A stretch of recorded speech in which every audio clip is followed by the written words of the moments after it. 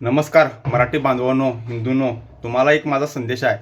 काल म्हणजे 30 तारखेला 30 जानेवारीला झालेला आहे तेलंगणामध्ये हैदराबादमध्ये कनी शिवाजी महाराजांची मूर्ती काढलेली आहे. रात्रीची 2 वाजता मूर्ती काढलेली आहे. तिथलं सरकार बघा आणि तिथला मुख्यमंत्री आहे तो किती भित्रा आहे हे तुम्ही पण बघू शकताय. आणि तेलंगणामध्ये शिवाजी महाराजांची मूर्ती JCB म्हणजे बुलडोझरनं काढलेली आहे. त्याच्यावर आता तुम्ही ठरवा. आता इलेक्शन आलेले आहेत, कोणाला कुठल्या नेत्याला निवडून द्यायचं आणि कुठल्या नेत्याला निवडायचं नाही हे तुमच्या हातात आहे. 4 पैसे घेऊन 5, 50, 500 रुपये, 1000 रुपये घेऊन तुम्ही कधी विकून जाऊ नकोसा.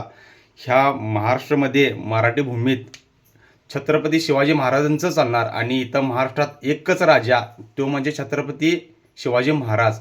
आणि फक्त जे तेलंगणा आहे की नाही, त्या पब्लिकला ज्यांनी ज्यांनी काढले की नाही शिवाजी महाराजांची मूर्ती, त्यांना फक्त मला एकच सांगायचं आहे.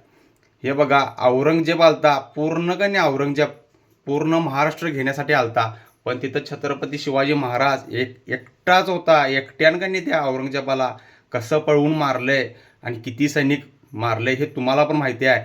आणि इतिहास काय आहे तो महाराष्ट्राचा माहिती आहे. त्यामुळं तुम्हाला सांगतो, एक मराठा म्हणजे 1,00,000 मराठा.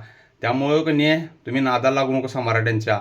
आणि हे शिवाजी महाराजांचा अपमान झाला आहे, ह्याच्याबद्दल कोणीतरी आवाज उठवायला पाहिजे, 100% उठवायला पाहिजे. कारण की शिवाजी महाराजांचा अपमान आम्ही सहन करणार नाही. शिवाजी महाराज होते म्हणून हे भारत देश आहे, हा महाराष्ट्र आहे, हे लक्षात असू दे.